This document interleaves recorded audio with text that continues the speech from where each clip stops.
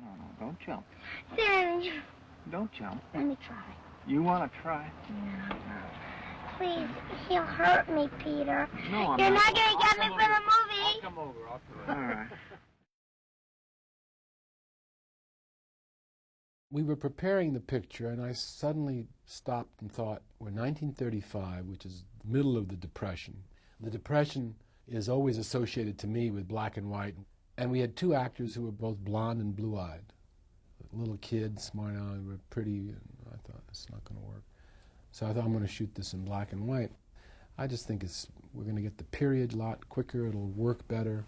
Orson Welles always referred to black and white as the actor's friend. Why, Orson? Because every performance looks better in black and white. There you are, Peter. You gotta be No!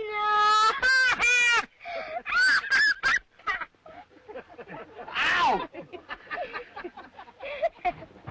I hate that thing. This film, we wanted to shoot and treat it like an old classic 30s, 40s Hollywood black and white film. At that time, Peter was working with Orson Welles. And he was very close, friendly relationship, worked on a book with him, and whenever he came into town, he stayed in his house. And one day Peter said, Orson is staying with me, and I would like you to meet him, you know. And I told him, our next project is going to be black and white, and he'd like to have a little chat with you. So one evening I come over and meet this great man, and so I'm telling him I was testing all these black and white filters in every conditions, and he was listening to me. And when I was finishing a report, what I was doing, and he looked at me, use red filter, my boy.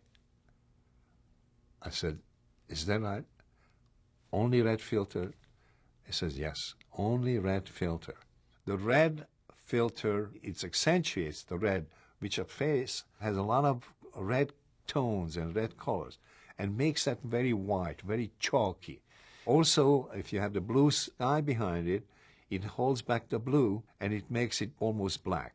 So it creates a big visual contrast. Mr. Robertson? That's right. I'd like a minute of your time. We decided, let's not have anything out of focus.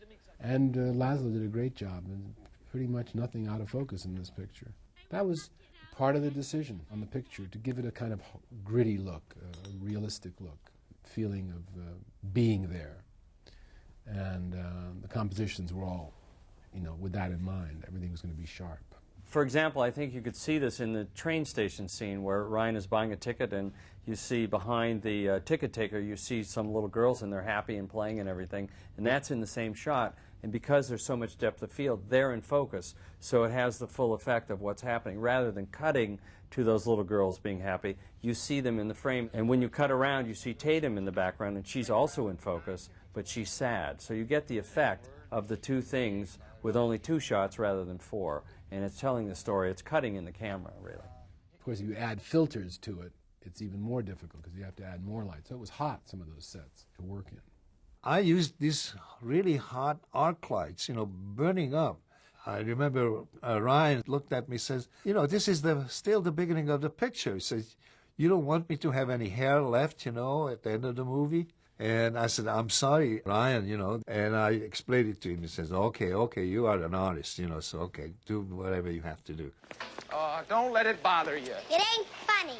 Another aspect of Peter's style that he was using in this movie was to have long takes, to have lots of shots in one without any cutting. So that meant that we were doing 5-6-minute takes where the actors had to remember their dialogue.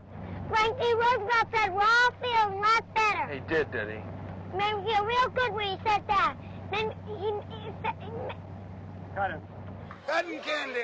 And the camera crew had to accommodate lots of different moves on the dolly. There were no Steadicams really in those days that worked very well. I like to have scenes play in one shot, if it's possible. There's quite a few in Paper Moon. The audience doesn't notice it. Nobody in the audience says, oh, there's no cutting. People don't notice things like that.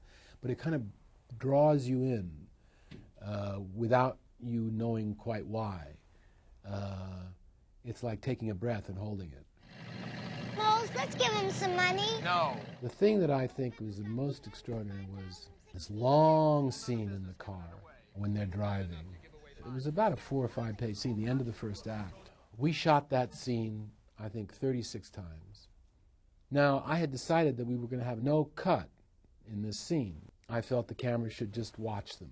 So I knew it was not going to be easy, because while all Ryan had to do was drive the car, and he wasn't really even driving as we were pulling it. He had to pretend he was driving, but that was all. But she had so much what we call business. And then if one of them blew the line, we couldn't just say, okay, let's back up, because we couldn't back up. We would have to go the whole 1.5 miles and then go beyond it where there was a road where we could turn around. Well, we started, and, you know, she'd blow the line. She'd blow a line like in the first few seconds. And that was it. Okay, go ahead. And then we all, and she was singing and having a wonderful time as we went. We did it 25 times the first day. Never got through it once, not even halfway.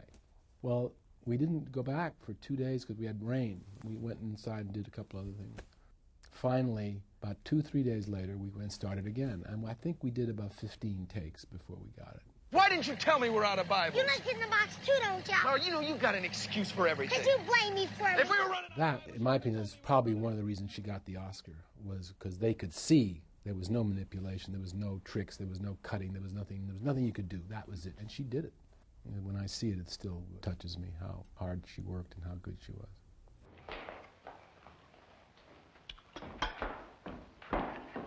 Howdy. Howdy. Get the phone. Quite often, these long takes would lead to great laughter.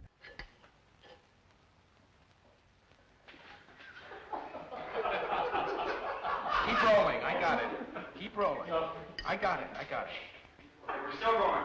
But Ryan usually suffered the most. I remember a scene in the downtown hotel where he had to eat about 1,000 waffles because Tatum kept walking up and forgetting her line. It wasn't really a very long scene, but she would walk up and he'd eat another waffle, and she'd forget her line and laugh and go off, and we'd start again, and he'd eat another waffle. And I do think he ate about 50 waffles. Howdy. Howdy. What you having? Waffles. I already ate. I had them too.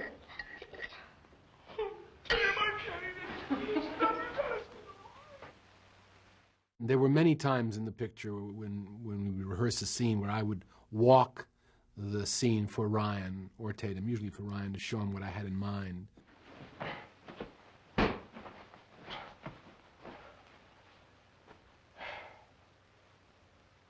Look there. Aren't you going to go to sleep? Don't you want to hear Jack Benny? No. Because I started as an actor, I wouldn't know exactly how to tell him what to do. I'd have to sort of walk it myself and try it and play the scene as a way of figuring out what to do. You're too young to smoke. You'll set the whole place on fire.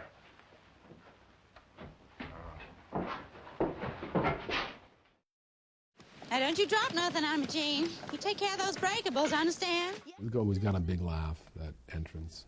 The first shot was very important that her breasts jiggle, because we wanted the audience to immediately say, okay, we get it. You know, he's attracted to her for, you know, at least 2 good reasons. All of the clothes of Madeline Kahn were designed by me and built at Paramount. When she's introduced, it's almost my best costume I've ever designed. I wanted her not to wear a bra, and she was just horrified, you know, that I would suggest such a thing.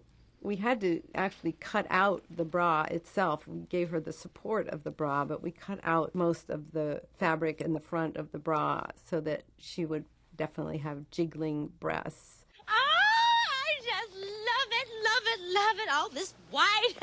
I wanted Ryan to wear a seersucker suit, which is a kind of fabric that is basically striped, white and gray, and it has these little wrinkles in it. It's not smooth. And I went through all of Paramount's clothing. They had, you know, old clothes that had been used in other movies. And I pulled this seersucker suit because there were doubles and triples on it. But it was only after pulling them that I saw the tape inside that they had been George Raft's clothes in a movie, but didn't say the movie, unfortunately. And how come that man called me a boy? I don't know. Maybe it's because of what you got on or something. The Huck Finn outfits were pulled from Paramount. I actually designed and made all of Tatum's dresses. The reason her character goes through a change is because of her, because she's so clever, they start earning more money. So I wanted it to show in her clothes. I ain't getting back in that car, not till she gets out of it. The sequence on the hill, Madeline Kahn, all that stuff that she did there, she's brilliant. You like Mickey the Mouse? Oh, son of a bitch! Virtually everything was one or two takes. And she has a line in the culmination of the speech. The final line is, "So what do you say, Addie? Huh? Just for a little while, let old Trixie sit up front with her big tits." And when in rehearsal, Madeline said, "I'm not going to say that. I'm not going to say that. I'm going to say breasts." I said, "Okay." And just before we were going to shoot it, I went over to her just before and I whispered in her ear. Nobody heard me. I said, "Say tits once, come on." And I walked away. I didn't know whether she'd do it or not. She got to that moment and she said it. Let old Trixie sit up front with her big tits. And then her great moment is the way she looks embarrassed having said it. And that was Madeline, feeling it, because she'd never said it before. You want to get away from Miss Trixie, don't you? The second act was a kind of complicated romantic sequence, basically. I mean, it was a comedy romance and became a triangle. You know, the father, the little girl, and the other woman. And Addie has to break it up. And she does what a woman will do sometimes, any means to get her man back. And she did. Don't knock, use a key. And she felt guilty about it, which we showed. All right, let's cut this ring around Rosie. Where's that money? One day, Alvin Sargent and Peter Bogdanovich came to me and they said, there's a scene in the movie where the sheriff is looking for the money and it's hiding in plain sight. How can we have the money hiding in plain sight where the sheriff can't see it? What do we do? They came to me with the problem, and Paramount had the most beautiful old laces and velvets and silks and buttons, and I remembered this extraordinary brown lace, and the lace was quite intricate, and I realized that if I designed a hat for Tatum, which in my mind was the hat of her mother, I thought we could have the lace go around the hat, and then we could tuck the money right into the lace, where unless you were really looking for it, nobody would really know it was there. So the hat itself was designed as they were doing improvements on the script. So that's how that came to be, and they were very happy with my solution. There was a few stunts in the picture, some very good driving there. And Ryan insisted on doing all his own driving. And some of it was a little dangerous. One place, Tatum's up on the boxes, and he does a curve, and if those boxes hadn't been attached, which they were, she would have fallen off. And she screams, and that was all ad lib.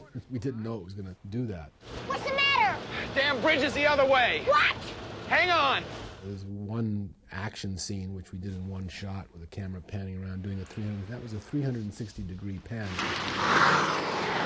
When something like this comes up and the director says something, everybody gets very excited. I'm get very excited because there's a challenge. You know, how are we going to do this? You know, when I said, okay, let's find a focal point of the circle where the car is going to turn around.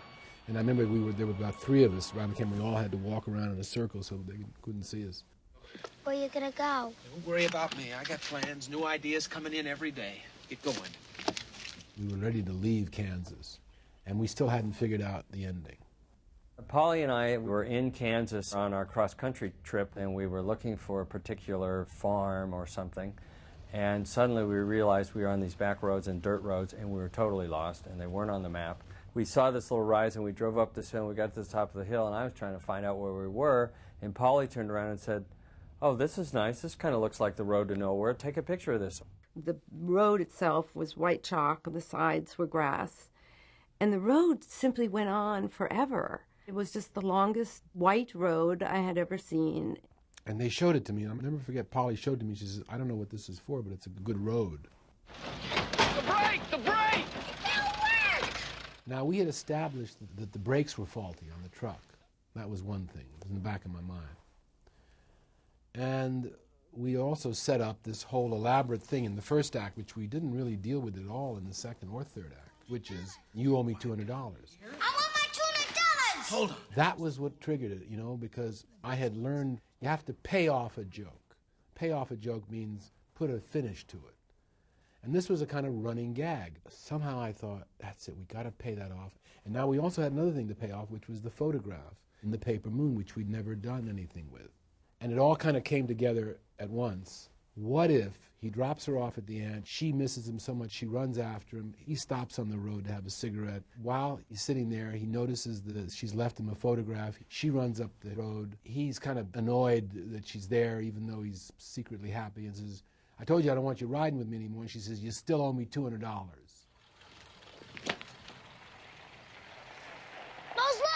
And the brakes are faulty, and so we shoot it on that goddamn hill, which we didn't know what to do with, and the truck goes down the hill, and they run after it. That's the end of the picture. But we had to shoot it before we left Kansas because the road was in Kansas, and we were going to St. Joe, so it was the last-minute decision, and we went out there and shot it. So it all came from a comedy maxim, which is pay off the joke. It was a road picture. They were on the move. So I thought, why not? We'll end each act with the car driving away. First one ends with dust. Second one ends with rain. And the last one is the long road off into eternity.